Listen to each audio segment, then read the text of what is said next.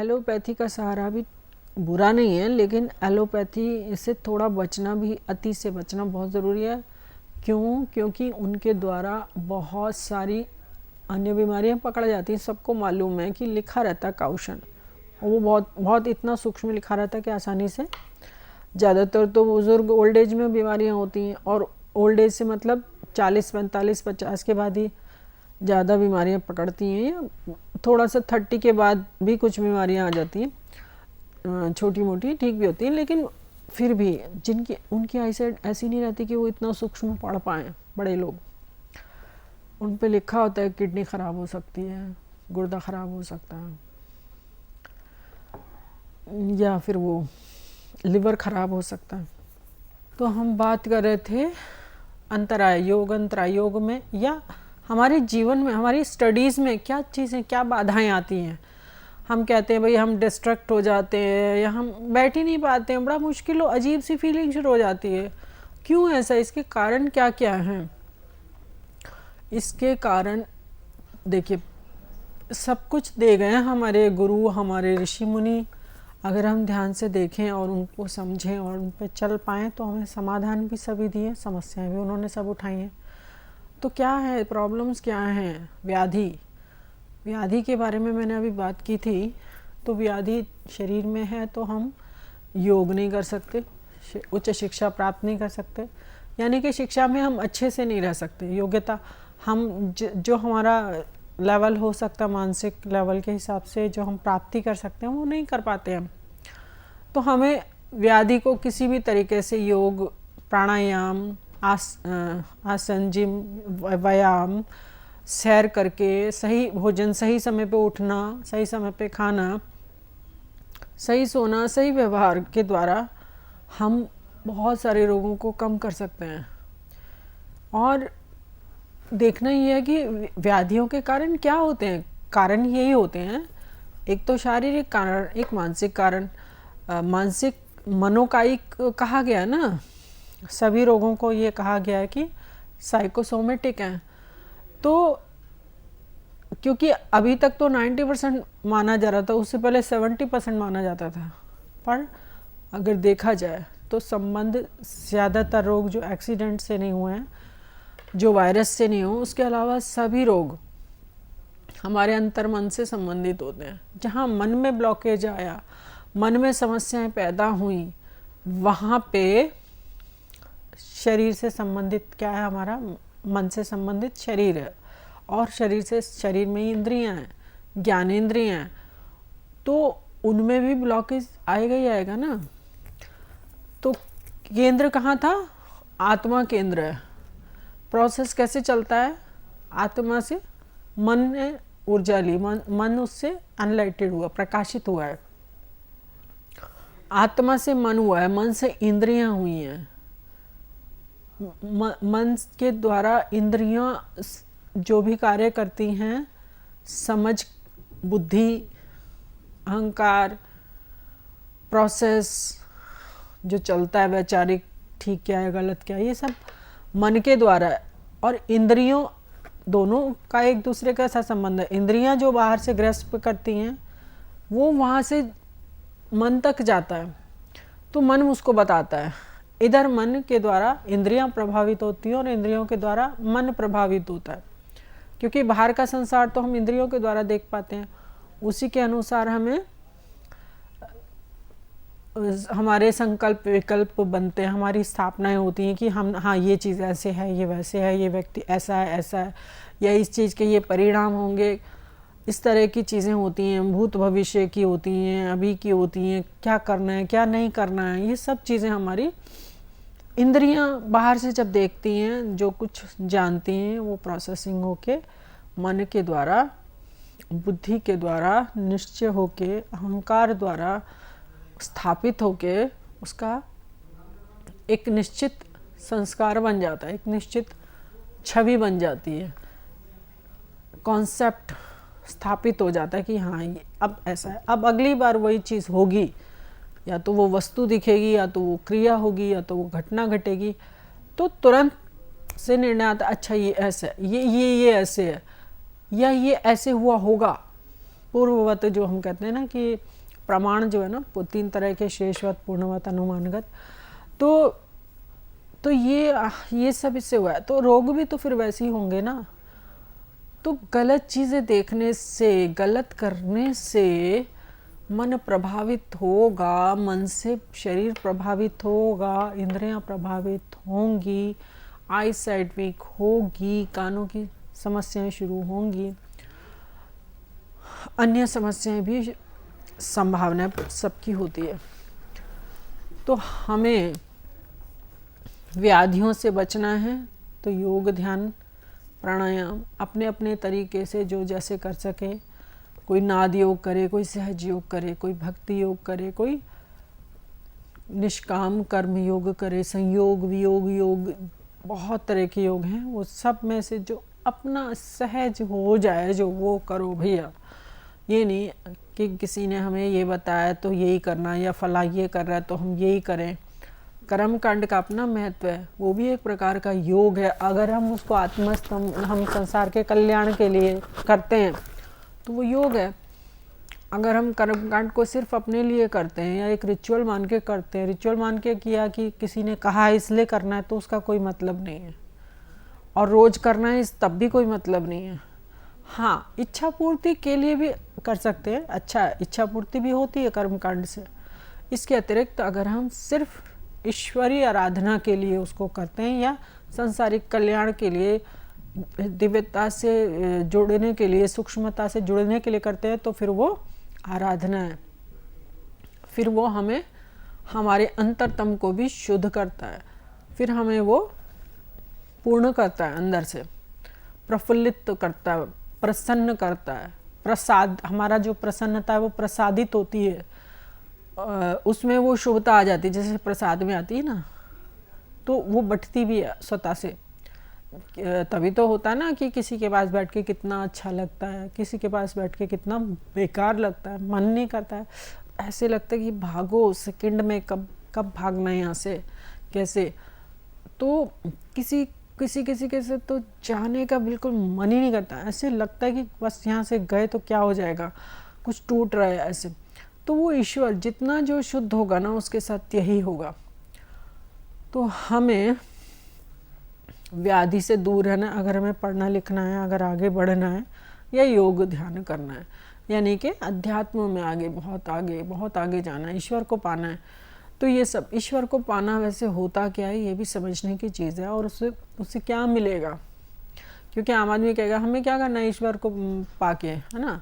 हम अरे यार सब तो अच्छा चल रहा है, हम क्यों करें ये सब चीज़ें, ठीक है भैया मत करो, है ना। लेकिन वही लोग कुछ दिन बाद आते हैं, अरे ये हो गया, अरे क्या करें, घबराए हुए, टॉर्चर, बिल्कुल बिखरे हुए से, टूटे हुए से। तो ये समझ के चलना होगा, क्योंकि संसार परिवर्तनशील है, मनुष्य के भीतर भी सब कुछ परिवर्तनशील है, और कल को क्या होना है पता नहीं है। तो वो कल बहुत दूर लगता है, वो कल बहुत दूर कभी भी नहीं होता, जब होता है ना वो अभी लगता है। तैयारी पहले से करनी होती है, बैंक बैलेंस, इन्वेस्टमेंट, अभिमान का इन्वेस्टमेंट कर देते हैं गलती से। करना होता है शुभता का इन्वेस्टमेंट, करना होता है शुभ कर्मों का, समझ का, और संतोष का। ऐसी संकल्पनाएं करनी है, ऐसे कर्म करने हैं कि वो कल को ज़रूरत पड़ने पे काम आएंगे। करके देख लो। अगर घर में कोई परेशानी है और संकल्प करो कि अगर मैंने जो भी अच्छा कर्म किया या मैंने फला अच्छा कर्म किया था, तो अगर वो मेरा सचमुच अच्छा कर्म था तो मैं इसको देता हूँ और मेरा ये भाई या कोई भी ठीक हो जाए, या ये समस्या दूर हो जाए। देखो होती है कि नहीं होती है? होगी, ज़रूर होती है, 100% होगी। तो अच्छे कर्मों का इन्वेस्टमेंट कर लो, जब भी कोई ऐसा समय आएगा वो निकल जाएगा। तुम उसको दे सकते हो, उसको अस्तित्व से मांग सकते हो कि भाई अब ये चीज़ मैं अपने सब कर्मों से ये ठीक करना चाहता हूँ, कृपया कर दे। होगा ही, यही नियम है। तो व्याधि सत्यान, वही है सत्य को देख नहीं पाने के कारण व्यक्ति ढुलमुल, भ्रमित, संशय से भरा हुआ होता है। और संशय से भरा हुआ ना सबसे बेकार व्यक्ति होता है। संशय आत्मा विनश्यति, आत्मा का ही विनाश हो गया तो बचा ही क्या। जो संशय होता है ना वो जड़ से खत्म करता मनुष्य को। तुम नकारात्मक हो जाओ तो भी ठीक है, एक बार को किसी चीज को तुम ना कर दो, लेकिन करूं नहीं करूं ये स्थिति खत्म कर देती है। भ्रम में वो खाई में गिर जाता बंदा, तो ना में तो बच भी जाएगा। तो सही से पहचानो, निर्णय लो और बनो उसके लिए कि हाँ मैंने किया, ये मैं रिस्पॉन्सिबिलिटी लेता हूँ। रिस्पॉन्सिबल भी बनना पड़ेगा। तो सत्य पे चल के उसको भी ध्यान से देखो, सत्य पे चलने पे क्या मिला, तब हम चल पाएंगे। तब हमारी हर चीज़ सही होगी, सिस्टमेटिक होगी, चाहे वो पढ़ाई लिखाई है, करियर है, रिलेशंस हैं, सही होगा। क्योंकि हम सही देख पाने की क्षमता रखते हैं, क्योंकि हम सत्य पे आधारित हैं। जब सत्य नहीं होता तो न योग ध्यान होता, न ईश्वर मिलता, न कोई भी व्रत उपवास का फल हमें मिलता शुभ, तब कुछ भी सही नहीं होता। तो कर भी नहीं पाते, क्षमता ही खत्म हो जाती है। क्योंकि क्षमता कहाँ से पैदा होगी? आत्मा से। संकल्प आएगा ही कहाँ से? संकल्प का मतलब ही क्या है? वो अंदर से शुरू हुआ, अंदर ही है उसका स्थान, उसका वो जड़ है, जड़ से संबंधित है। अगर तुम ये सब अपना लो, किसी की बात मान लो या अपनी बात मानो, अपने जीवन पे आत्मनिरीक्षण करते हुए अपने जीवन, अपनों का जीवन देखो, ये जानो कि किसने क्या गलती की या नहीं की। बहुत लंबा चौड़ा हमारा समाज होता है, इतने लोग होते हैं, इतनी तरह की चीज़ें होती हैं।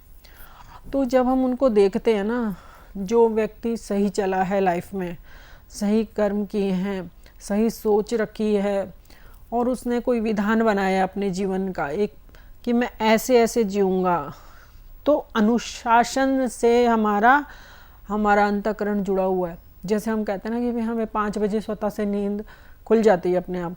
जिसका जो नियम है उससे ही नींद भी आती है और उठता भी है, भोजन की भूख भी लगती है, उसके अलावा वो खाता है, डाइजेस्ट भी सही होता है। तो जब हम हर चीज़ का नियम है नेचर में ना, तो हम बहुत सारे लोग नेचर वो इस अनुशासन को अपनाना ही नहीं चाहते। वो सोचते हैं ये बर्डन है। ये बर्डन नहीं है, ये नेचुरल है। बस तुमने बर्डन मान लिया उसको। बस तुम ठीक से चलो तो वो खुद अपने आप चलेगा, अनुशासन तुम्हारे पीछे चलेगा। अनुशासित होने की ज़रूरत नहीं पड़ेगी। थोड़ा सा देखने की ज़रूरत है, अंदर झांकने की ज़रूरत है। ये तो है ही ना, क्यों नहीं देखते हो? ये प्रैक्टिकल है। अध्यात्म भी साइंस है। अध्यात्म अरे भाई देखो ये तो बेकार की चीज़ें हैं और अंधविश्वास, इससे क्या होता है? ये मूढ़ लोग, अनपढ़ मान लेते हैं। मैं PhD हूँ, MA हूँ, BM, इतनी सारी डिग्रियाँ ली हुई हैं, मुझे लोग मान लेते हैं क्योंकि मैं बहुत मेहनत करती हूँ, क्योंकि मैं सबकी सेवा करती हूँ, क्योंकि मैं जब पल बाहर उतारती हूँ। बहुत लोगों ने समझा, मुझे हैरानी हुई मुझे, लेकिन हैरानी क्या, मुझे भी पता यार यही तो इंसानी वृत्ति है कि वो दूसरे को छोटा ही समझना चाहता है, बड़ा समझना चाहता ही नहीं। तो ये भी देखने की चीज़ है भैया, हमें समझ के चलना पड़ेगा सबको कि कोई तुम्हें बड़ा नहीं समझेगा, बड़ा तुम्हें समझाना भी नहीं है। समझ रहा है तो भी हमें क्या फ़र्क पड़ता है यार, समझने दो। असली चीज़ है कि हमें अपना जीवन सुंदर सुखद बनाना है, आगे बढ़ना है, विकास करना है हर चीज़ में। तो व्याधि नहीं करनी, सत्यान पे रहना है और संशय से दूर रहना है। हम कर रहे हैं योग विक्षेप के, योग के जो बाधक तत्व हैं उनकी बात।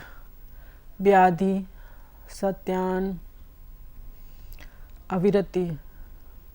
अविरति माने हमारे घर में जो लोग हैं, हमें कोई माँ बहुत प्यारी है या कोई भाई बहन बहुत प्यारा है या कोई अन्य कुछ चीज़ें हमें बहुत प्यारी हैं, और कई बार इतना प्यारा होता है कि एक मन में डर बैठ जाता है, भ्रम, कि कहीं ये चला ना जाए, कहीं ये साथ ना छूट जाए, कहीं मेरी मित्रता ख़त्म ना हो जाए, यहीं कुछ ऐसा ना हो जाए, कहीं कोई भड़का ना दे। ये मोह के कारण होता है भयानक। ये ऐसा रूप आकार ले लेता है कि व्यक्ति कब वो अपराधी की तरह से हो जाता है, अतिवादी हो जाता है, हर चीज़ को डर से लेने लगता है और इस तरह से रिश्ते बिगड़ जाते हैं। वो संभालने के चक्कर में, वो मोह के चक्कर में सब उल्टा पुल्टा होता है।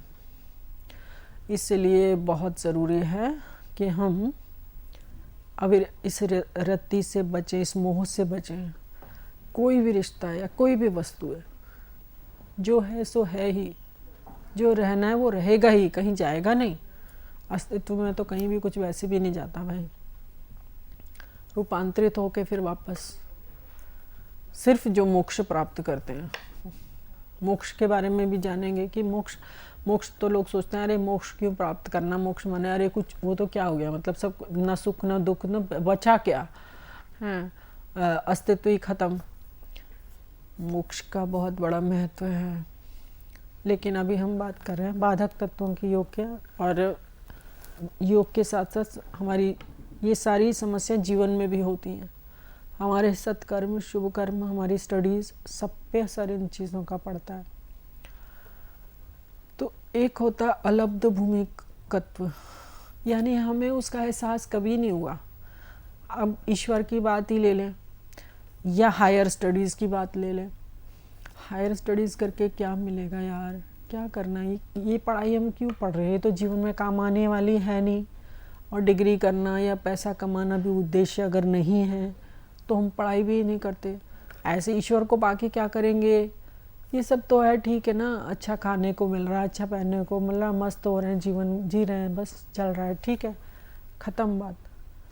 लेकिन जब एहसास हो जाता है ना कि ये चीज़ क्या है, ईश्वर का मिलना है क्या, ईश्वर के दर्शन से क्या मिलता है, ईश्वर के सानिध्य से क्या मिलता है, ईश्वर से एकता स्थापित करने से क्या मिलता है, जब अद्वैत हो जाते हैं, जब मैं और उसमें कोई फ़र्क ही नहीं रह जाता, वो अवस्था है कैसी। तो ये एक बार एहसास हो जाए, और पढ़ने लिखने का क्या आनंद है, ज्ञान कितना कुछ हम जानते हैं। जब अक्षर ज्ञान जानने के बाद हमारे ज्ञान के स्रोत खुल जाते हैं, कितना महत्वपूर्ण है। अंधे की तरह जीना भी कोई जीना है, तब समझ में आता है, तब बड़ी दया आती है, दुख होता है कि कोई अनपढ़ है तो क्यों है। काश सबके पास पढ़ने की क्षमता हो, जानने की क्षमता हो। जैसे गरीबों के लिए दुख होता है ना, वैसे अनपढ़ों के लिए भी होता है। सबके पास इतना होना चाहिए ना। कोई भी देख के दुखी होता है ना कि अगर किसी पे खाना नहीं है या वस्त्र नहीं है या तन छिपाने के लिए कैसा भी सही एक घर होना चाहिए, चाहे किराए का सही, सब पे इतना साधन बहुत ज़रूरी है ना। हर हृदय वाला संवेदनशील व्यक्ति यही सोचता ना कि सब पे हो खाना, कपड़ा और रहने के लिए। ऐसे ही सबको पढ़ा लिखा होना बहुत ज़रूरी है। अगर एक संवेदनशील आत्मा है तो यही सोचती है कि हाय कैसे बेचारे, देखो कितना कुछ है, कितना आनंद हम ले रहे हैं इसमें, कितना जान पा रहे हैं हम। और जो कोई अगर नहीं समझता उसको, तो हम अंदर हमें दुख होता है। हम कोशिश करते हैं, ठीक है, जितना एक व्यक्ति कर सकता है, सबको साधन संपन्न बनाने के कर सकें। और भोजन हम सबको, भूखा हम किसी को देख नहीं सकते, तो हम अवश्य ही उसको प्रोवाइड कराएंगे जो भी हमारे संपर्क में हो, हमारी जानकारी में हो।